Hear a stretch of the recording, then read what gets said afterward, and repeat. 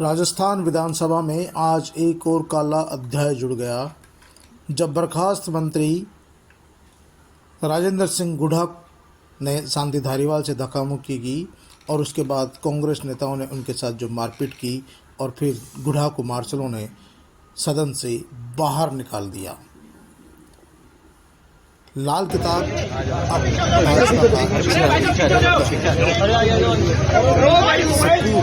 वसूली के कारण के संबंध में सरकार का ध्यान आकर्षित करना चाहता हूं। चेंबर में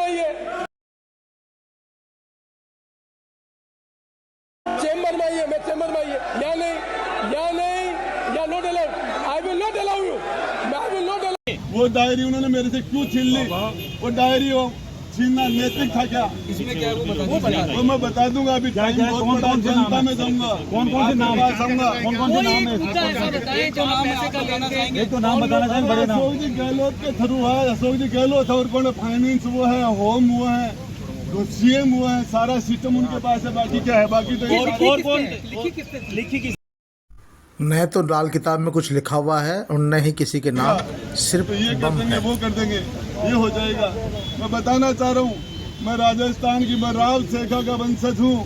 हमारी 3 पीढ़ियां एक साथ कट गई थी रड़ावता में महिला के सम्मान के लिए। मैं कोई भी कुर्बानी देने के लिए तैयार हूँ, कोई भी। हमारी माता बहनों ने मुझे यहाँ चुनकर भेजा है, या बढ़वागिरी करने के लिए नहीं भेजा। मैं क्या कर रहा हूँ? मुझे भेजा तो यहाँ या महिलाओं के साथ, उसकी अस्मत के साथ सौदा करने के लिए नहीं भेजा। मैं मीडिया के द्वारा मांग करता हूं कि कांग्रेस के मंत्रियों का डीएनए कराओ, राजेंद्र गुढ़ा का डीएनए टेस्ट करा लो, नार्को टेस्ट करवा लो। नार्को टेस्ट में पता चल जाएगा। तो दुष्कर्म करने वाले लोगों में इनमें कोई फर्क नहीं है, इनके पास सत्ता है, इसलिए वो दुष्कर्म कर जाते हैं, दूसरे लोग पकड़े जाते हैं। मैं लड़ाई लड़ूंगा, पब्लिक में जाऊंगा, आपके पास आऊंगा, तो हो सके जहाँ जा ये लड़ाई। मुझे कहा गया कि तुम माफी मांग ले।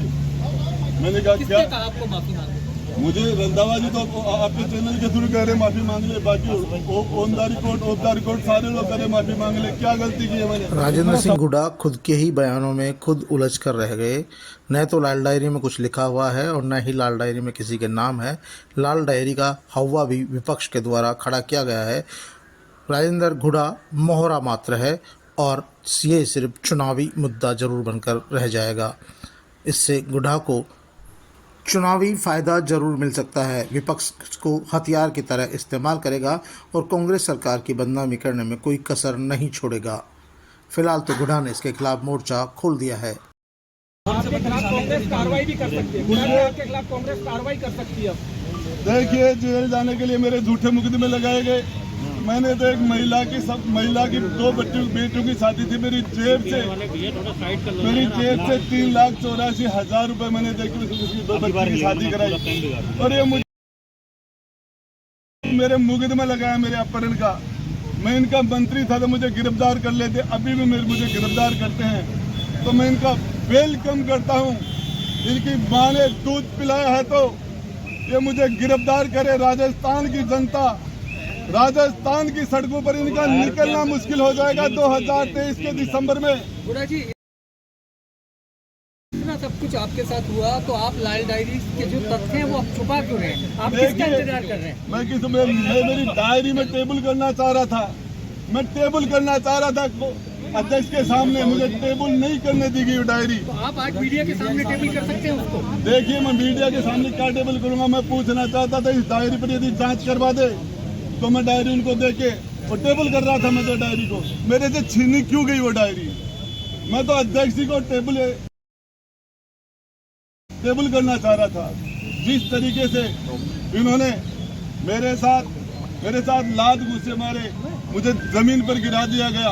कम से कम 25 से 30 लोग मेरे ऊपर पड़ गए एक साथ। मुझे नजर ही नहीं आ रहा था, मेरा दम घुट गया था इन लोगों ने। ये भी छीन लेंगे आपसे फिर?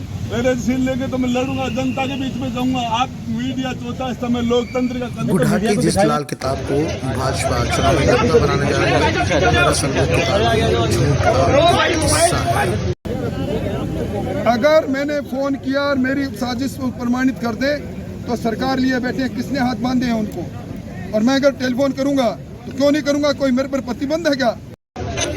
जिस किताब का हवाला बार-बार दिया जा रहा है, गुडा खुद उसके बारे में कुछ बोलने में असमर्थ नजर आए। और भ्रष्टाचार में सांझे लोग खुद आकर कहते हैं हाँ ये भ्रष्टाचार हुआ है, सरकार के अंदर है, तो जमीन हिलती है तब इस प्रकार की परेशानी होती है। गुडा को भले ही विधानसभा में नहीं बोलने दिया गया हो, लेकिन किताब में कुछ होता तो मीडिया सामने जब रफीक खान ने गुडा जी की जो पिटाई की वो शर्मसार किया उसने लोकतंत्र के मंदिर को। जिस किताब को लेकर भाजपा चुनावी मुद्दा बनाने जा रही है, दरअसल किताब झूठ का एक पुलिंदा है। उस किताब में कुछ भी नहीं है, क्योंकि मौजूदा समय में कोई भी नेता या राजनीतिज्ञ ऐसा बेवकूफ इंसान नहीं होगा जो अपने परिणामों को किसी किताब में रखे। और वो राजेंद्र सिंह गुडा जैसे व्यक्ति को उस किताब को देख देगा जिनका इतिहास अलग ही रहा है। ऐसे में भारतीय जनता पार्टी को इस लाल किताब में कुछ भी नहीं है, लेकिन राजेंद्र सिंह गुडा मीडिया के सामने पूरी किताब को बेनकाब कर देते मीडिया को छापने से दिखाने से कोई भी नहीं। और जब सोशल मीडिया इतना हावी है जहाँ पल पल की जानकारी मीडिया ने बार-बार कहा इसकी जानकारी दें, इसमें क्या लिखा है, कौन सा मुद्दा बताएं, कौन सा एक मुद्दा या एक आरोप तो वो मीडिया के सामने रखते हैं जिससे इसके बारे में लेकिन इस किताब में तो राजेंद्र सिंह गुडा आखिरकार क्या बताते हैं और इसलिए बार-बार इस बात को उन्होंने कहा कि मेरी किताब छीन ली गई, फिर उन्होंने कहा कि मेरी किताब कुछ पन्ने फाड़ लिए गए, लेकिन इस किताब को देखने के बाद ऐसा नहीं लग रहा था कि पन्ने फाड़े गए होंगे। फिर उनसे कहा गया कि पन्ने फाड़ लिए कुछ तो इन किताबों इस किताब में बचा है। हाँ, किताब में बहुत कुछ बचा है, लेकिन मैं इसको टेबल करना चाह रहा था कि नहीं हो सका। तो लोगों ने कहा कि प्रेस के सामने मैं इसको टेबल कर दूं ताकि दुनिया देख सके, दुनिया को पता ना चले आप कौन रोक रहा है। तब भी वो इस बात को नहीं समझ सके, उन्होंने इसको टेबल नहीं किया। किताब में क्या लिखा होता वो एक भी आरोप बताने में असमर्थ रहे और इस मामले को बार-बार टालते रहे और बार-बार कहते रहे कि मैं किताब को जनता के बीच लेकर जाऊंगा। यानी कि ये लाल किताब जो है सिर्फ और सिर्फ कहीं न कहीं कांग्रेस सरकार या गहलोत सरकार को बदनाम करने की समर्थ है और इस किताब में आरोपों के नाम पर कुछ भी नहीं है। दरअसल राजेंद्र सिंह गुडा यदि कांग्रेस के टिकट पर चुनाव लड़ते तो शायद उन्हें हार का सामना करना पड़ता, लेकिन अब जिस तरह का वाकया उनके साथ घटित हुआ है वो कांग्रेस से चुनाव नहीं लड़ेंगे, अब तीसरे मोर्चे की किसी पार्टी से चुनाव लड़कर वापस विधानसभा आ सकते हैं। इस बात को गुडा अच्छी तरह से जानते हैं क्योंकि कांग्रेस के टिकट पर वो किसी भी कीमत पर अपनी विधानसभा से चुनाव नहीं जीत सकते, इसलिए गुडा खुद भी कांग्रेस पार्टी से पीछा छुड़ाना चाहते थे और आखिरकार यह मौका लग गया जब उन्होंने अपनी ही पार्टी को सदन में कटघरे में खड़ा किया। पिछले साल भर से वो लगातार मुख्यमंत्री अशोक गहलोत को टारगेट कर रहे थे और कांग्रेस पार्टी भी उन्हें निकालने का कोई न कोई मौका ढूंढ रही थी और मौका ऐसा मिला कि जब उन्हें एक ही सेकंड में मंत्री पद से बर्खास्त कर दिया, बर्खास्त ही नहीं किया, सदन से भी धक्के मारकर निकाल दिया। अब इसका फ़ायदा राजेंद्र सिंह गुडा को चुनाव में मिलना तय है, भले ही वो किसी भी पार्टी का टिकट लेकर आए। वहाँ की जनता राजेंद्र सिंह गुडा के नाम पर वोट देती है, राजेंद्र सिंह गुडा को वोट देती है। वो ये अच्छी बात तरह जानते हैं कि वो किसी भी दूसरी पार्टी का यदि टिकट लाएंगे, भाजपा या कांग्रेस पार्टी का, तो शायद वहाँ की जनता उन्हें पसंद नहीं करे, लेकिन यदि वो तीसरे मोर्चे के टिकट लाएंगे, किसी निर्दलीय भी खड़े होंगे तो उन्हें लोग चुनाव जरूर जितवा देंगे। यह बात उन्होंने खुद भी सार्वजनिक तौर पर कही थी कि उन्हें किसी भी पार्टी के टिकट की ज़रूरत नहीं है, लोग उनके चेहरे पर वोट देती है। दरअसल वहाँ का राजनीतिक समीकरण गुड्डा के इर्द गिर्द ऐसे ही घूमता है, क्योंकि जब वो किसी पार्टी से टिकट लेकर आएंगे तो एक वर्ग विशेष उनसे नाराज़ हो जाता है, उनके खुद के भी जातिगत वोट उन्हें फिर नहीं मिलते हैं। ऐसी स्थिति में वो भाजपा और कांग्रेस के अलावा तीसरे विकल्प पे ही जो फोकस रखेंगे, जिससे कि आगामी विधानसभा में फिर से राजेंद्र सिंह गुडा चुनाव जीत करा सके। और उस समय की परिस्थितियाँ क्या कहती है, कैसी रहती है, कौन सी पार्टी सत्ता में आती है, उस समय की राजनीति समय के साथ तय हो गई।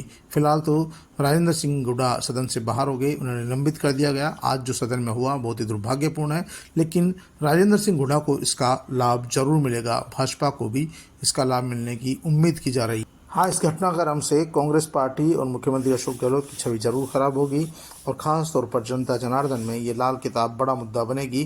भले ही इस किताब में कुछ भी नहीं हो, चाहे झूठ का पुलिंदा हो, लेकिन भाजपा नेता इस झूठ के पुलिंदे को ही लेकर बाजार में घूमेंगे और सरकार को कटघरे में खड़ा करने में उन्हें कोई नहीं रोक पाएगा, क्योंकि ये किताब एक बड़ा मुद्दा बन चुकी है। और इस किताब के आधार पर ही राजेंद्र सिंह हुड्डा ने भी सरकार को कटघरे में खड़ा कर दिया है। सरकार की छवि इससे ज़रूर धूमिल होगी और उसका फ़ायदा विपक्ष को मिलना तय है।